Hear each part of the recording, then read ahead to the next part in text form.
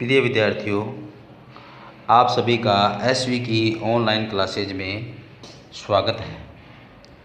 जैसा कि पिछली वीडियो में हमने क्लास 10th संस्कृत में लेसन 3 सब राष्ट्र गौरवम, अपने राष्ट्र के गौरव के पाठों का हिंदी अनुवाद 2 पार्ट में किया, फिर उसके क्वेश्चन आंसर, और आज फिर इसके जो आगे जो बाकी के बचे हुए हैं क्वेश्चन आंसर हैं वो हम पूरा करने जा रहे हैं।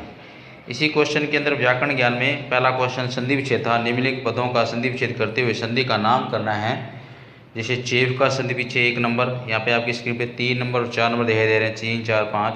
तो 1 और 2 पीछे करवा चुके थे। चेव जिसे च प्लस एव वृद्धि संधि था, और धन्यास्तु धन्याहा प्लस तु विसर्ग सत्तव संधि, विसर्ग का से होगा तो विसर्ग सत्तव संधि हो गया था। उसके बाद में है भवतः सर्वदा, तो भवतः प्लस सर्वदा यानी विसर्ग सत्तव संधि है, विसर्ग सत्तव संधि।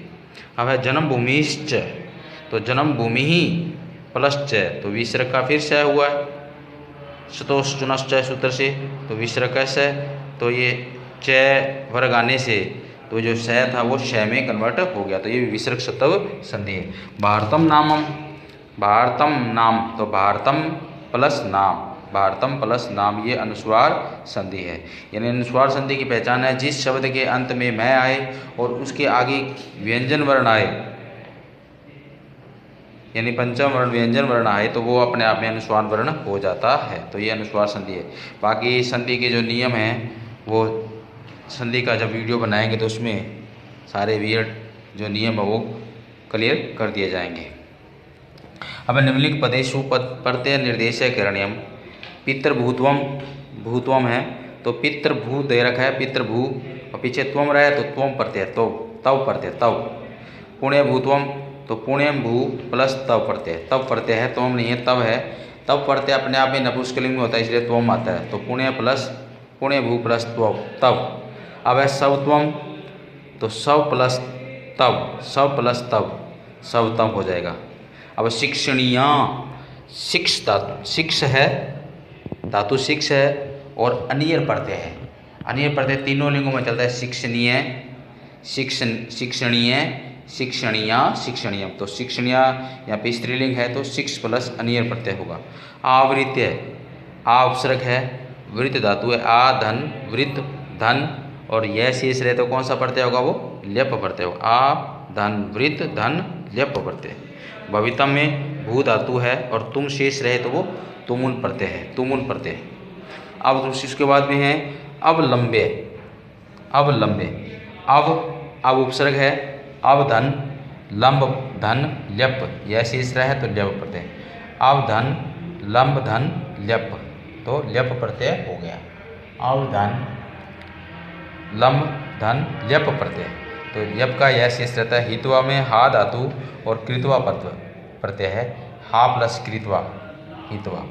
कृत्वा यानी कत्वा प्रत्यय, सॉरी कृत्वा नहीं है, ये कत्वा है, गलत है, कत्वा है, कृत्वा नहीं है, कत्वा। हा प्लस कत्वा प्रत्यय है, कत्वा का तवा शेष रहता है, हित्वा। गर्यसी गुरु शब्द ईयुषन प्रत्यय, यानी ईयुषन प्रत्यय जोड़ने से क्या बना, गरियस, और गरियस में डीप प्रत्यय जोड़ दिए तो डीप का ई शेष रहता तो गरियसी। गरियस धातु है, गरियस शब्द है इसके अंदर, और डीप प्रत्यय। स्त्रीलिंग स्त्रीवाची शब्द है, स्त्रीलिंग प्रत्यय ये गरियस प्लस डीप। अब संस्कृति मताम है, तो मताम में मत शेष रहता है, तो मतुप का मत, तो संस्कृति प्लस मतुप प्रत्यय, संस्कृति प्लस मतुप। उसके बाद में क्वेश्चन नंबर 3, अधोलिखितानाम समस्त पदानाम समास विग्रह करिए। नीचे लिखे समस्त पदों के समास विग्रह कीजिए। जैसे हिमाद्री, तो हिम से अद्री, यानी हिम से मतलब हिम का अद्री, हिम से अद्री, आद्र होता है बर्फ से ढका हुआ, हिम से यानी बर्फ से ढका हुआ। देव निर्मितम, देवई निर्मितम, यानी देवताओं से निर्मित, तो देवई निर्मितम, विष भांडम यानी विष का भांडम बर्तन या पात्र, विषस्य भांडम यानी विष का भांड यानी विष का बर्तन। उत्थान पत्नी यानी उत्थान और पत्नी के बीच में योजक चिन्ह लगा है और दोनों शब्दों का अपना महत्व है, एक दूसरा का विलोम भी है। तो यहाँ पे जिसमें विलोम शब्द होता है वो द्वंद्व समास होता है, तो उसमें च का प्रयोग होगा। उत्थानम च पतनम च, उत्थानम च पतनम च, उत्थान पतनम। शास्त्र चर्चा, शास्त्र की चर्चा होगा तो इसको शास्त्र से चर्चा, शास्त्र से चर्चा। अब है प्रश्न नंबर 4, अधोलिखितेषु पदेषु मूल शब्द विभक्ति वचनानाम निर्देशकरणीय। नीचे लिखे शब्दों में, नीचे लिखे पदों में मूल शब्द विभक्ति और वचन निर्देश करें। अब समुद्र से पद है, इसमें मूल शब्द होगा समुंदर, समुद्र से ये षष्ठी विभक्ति है और एक वचनम, एक वचनम, षष्ठी विभक्ति एक वचनम है, एक वचनम। उसके बाद हिमाद्रे, हिमाद्रेही, इसमें मूल शब्द है हिमाद्री, मूल शब्द है हिमाद्री और इसमें विभक्ति है पंचमी और षष्ठी, पंचमी और षष्ठी। वचन है एक वचनम, यानी पंचमी भी है हिमाद्री में, मूल शब्द है हिमाद्री, विभक्ति है पंचमी और षष्ठी।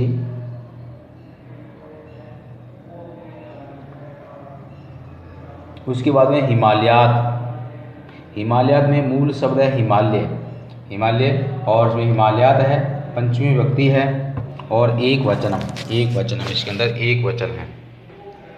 उसके बाद देशम में मूल शब्द देश, द्वितीय विभक्ति एक वचनम, एक वचनम है। पुरुषाः, पुरुष है मूल शब्द, पुरुषा पद में, पदम पुरुषा पदम में मूल शब्द पुरुष है, प्रथमा व्यक्ति बहुवचनम, पुरुष है पुरुषाः, पुरुष है पुरुषे पुरुषाः। प्रसूतस्य, प्रसूत शब्द षष्ठी विभक्ति एक वचनम। स्काशात्, स्काश मूल शब्द स्काश है, पंचमी विभक्ति एक वचन है। और दृष्टि में, दृष्टि में दृष्टि मूल शब्द द्वितीय विभक्ति एक वचन, द्वितीय विभक्ति एक वचन। तो ये मूल शब्दों का प्रश्न था। ऊपर पहले संधि विच्छेद, फिर प्रत्यय वाला और फिर समास विग्रह और ये मूल शब्द। अब आगे क्वेश्चन, यया, यया में यत शब्द है, तृतीय विभक्ति है एक वचनम है, यय यत तृतीय विभक्ति एक वचन। यस्य, यस्य में मूल शब्द यत, षष्ठी विभक्ति एक वचनम। फिर तस्य, तस्य में तत्, तस्य तयो तेषाम, तत् शब्द है षष्ठी विभक्ति एक वचनम। राष्ट्र में राष्ट्र शब्द है राष्ट्रीय और सप्तमी विभक्ति एक वचनम। राष्ट्रियान, राष्ट्रियान में राष्ट्रीय शब्द है और द्वितीय विभक्ति है बहुवचनम, द्वितीय विभक्ति और बहुवचन। विद्ये, विद्ये में विद्या शब्द है विद्या और प्रथमा विभक्ति और द्विवचन है, विद्या प्रथमा विभक्ति द्विवचनम। शस्त्रेण, शस्त्र, शस्त्रेण जैसे बालकेन, तो शस्त्रेण तृतीय विभक्ति एक वचनम। अब प्रश्न नंबर, हाँ तो हो गया प्रश्न नंबर 9 है, सॉरी 5 नंबर प्रश्न है, सॉरी 5 नंबर। निम्नलिखित पदेषु धातु लकार पुरुष वचनानि निर्देश हैं। निम्नलिखित पदों में धातु लकार पुरुष और वचन बताने हैं। जैसे गायंती में गेई धातु और गा भी धातु है, गेई और गा दोनों में से एक। लट लकार जैसे गायती, गायता है, गायंती प्रथम पुरुष है और बहुवचनम गायंती। भवंती में भू धातु है, लट लकार है, प्रथम पुरुष है, बहुवचनम जैसे भवती, भवता, भवंती भू धातु इसमें। रोचते में रुच धातु है, लट लकार प्रथम पुरुष है और एक वचनम, रोचते, रोचेते, रोचनते होगा। इसी प्रकार पश्यंती में दृश्य धातु है, लट लकार है, प्रथम पुरुष है और बहुवचन जैसे दृश्य धातु होगा। इसके रूप चलेंगे पश्य में, पश्यति, पश्यते, पश्यन्ति, पश्यसि, पश्यत, पश्यत, पश्यामि, पश्यावै, पश्यामः। लेकिन दृश्य धातु के रूप लिट लकार में द्रक्ष्यति रूप में चलेंगे, बाकी पश्य में चलेंगे, द्रक्ष्यति लिट लकार में द्रक्ष्यति में चलेंगे। तो विदिते में विद धातु है, विद्य लट लकार प्रथम पुरुष एक वचनम। अहर्ति में अहर, अहर्ति अहर धातु है, लट लकार प्रथम पुरुष एक वचनम। इस तरह भवतः, भवते में भू धातु जैसे भवती, भवतः तो भू धातु लट लकार प्रथम पुरुष तो है लेकिन वचन कौन सा होगा, जैसे भवती, भवतः, भवंती तो भवतः द्विवचनम। द्विवचनम, द्विवचनम। प्रवर्तते, प्रवर्तते, हाँ प्रवर्तते, प्र प्लस वर्त, लट लकार प्रथम पुरुष एक वचन, अभी एक वचनम। अब अधोलिखित पदेषु यथा निर्देश रूप परिवर्तन कृत्वा लिख दो। यथो नीचे लिखे पदों में यथा निर्देश रूप परिवर्तन करते हुए लिखे। जैसे समुद्र से सप्तमी विभक्ति दे रखा है, उसका बहुवचन लिखना है समुद्रेशु, समुद्रेशु लिखना है। एक नंबर गायंती में लोट लगा प्रथम पुरुष बहुवचनम गायंतु होगा, गायंतु। षष्ठ में षष्ठी विभक्ति बहुवचनम राष्ट्राणाम। इस तरह भारतीय षष्ठी विभक्ति एकवचनम भारतस्य, क्या होगा भारतस्य। रोचते में लट लगा प्रथम पुरुष बहुवचन रोचन्ते। इस तरह भवंते में लेट लगा उत्तम पुरुष एक वचन भविष्यामि होगा। इस तरह से वाक्य निर्माण है सातवां, एक एक पदों का निर्माण करते। यत्र शब्द का यत्र धनिका वर्ते, जहाँ धनिक है वहाँ याचक होते हैं, याचक होते हैं। इस पर गायन्ति बालकाः गीतम गायन्ति। चरित्रम, चरित्रम शब्द से वाक्य का निर्माण कर रहा है। तस्य चरित्रम सुंदरम अस्ति, उसका चरित्र सुंदर है। उसके बाद वीणा, वीणा शब्द के योग में द्वितीय तृतीय और पंचमी व्यक्ति का प्रयोग होता है, तो वीणा के द्वितीय व्यक्ति का प्रयोग करते हुए वाक्य बनाएंगे जलम वीणा कार्यम न चलती, जलेन बिना कार्यम न चलती, ये भी वाक्य बन सकता है, लेकिन हम बनाएंगे जलम बिना कार्यम न चलती। रोचते, रुच धातु के योग में हमेशा चतुर्थी व्यक्ति का प्रयोग होता है, बालकाय मोदकम रोचते। संप्राप्य, प्राप्त करके, छात्रा पुरस्कारम संप्राप्य, यानी छात्र पुरस्कार प्राप्त करके गृहम गच्छन्ति, घर की ओर जाते हैं। उसके बाद है याप्ति, याप्ति विद्या प्राप्ति, यावती विद्या प्राप्नोति ताप्ति तस्या बुद्धि होती, जैसी जो विद्या प्राप्त करता है उसकी वैसी ही बुद्धि होती है।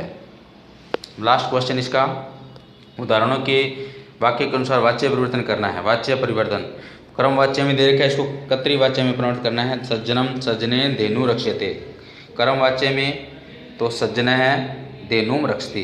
कर्तवाच्य में कर्ता हमेशा प्रथम व्यक्ति में होता है, और कर्म वाच्य में कर्ता वो तृतीय व्यक्ति में होता है, और कर्म प्रथमा में होता है। जैसे देवे भारतस्य गीतानि गायन्ति, तो देवे का देवा भारतस्य गीतानि गायन्ति, गीयते तो गायन्ति हो जाएगा। अस्माभि देश प्रणय में, अस्माभि का बहुवचन है, वयम का बहुवचन अस्माभि है, तो वयम देश प्रणयमामः। पुण्यात्मना भारते जन्म लभ्यते, पुण्यात्मा भारते जन्म लभते। और राष्ट्रभक्तेन राष्ट्र पूज्यते सब कर्मणाम, राष्ट्रभक्त राष्ट्रम पूजयति सब कर्मणा, सब कर्मणा। राष्ट्रभक्त राष्ट्रम पूजयति सब कर्मणा। और लास्ट है मया माता वंद्यते, तो मया तृतीय व्यक्ति है, तो इसकी प्रथमा होगी अहम, अहम मातरम वंदे, अहम मातरम वंदे। तो ये थे प्रिय बच्चों आज के लेसन नंबर 3 के क्वेश्चन आंसर। आज के लिए इतना ही। जय हिंद, जय भारत। मैं नीचे जाऊँ यार।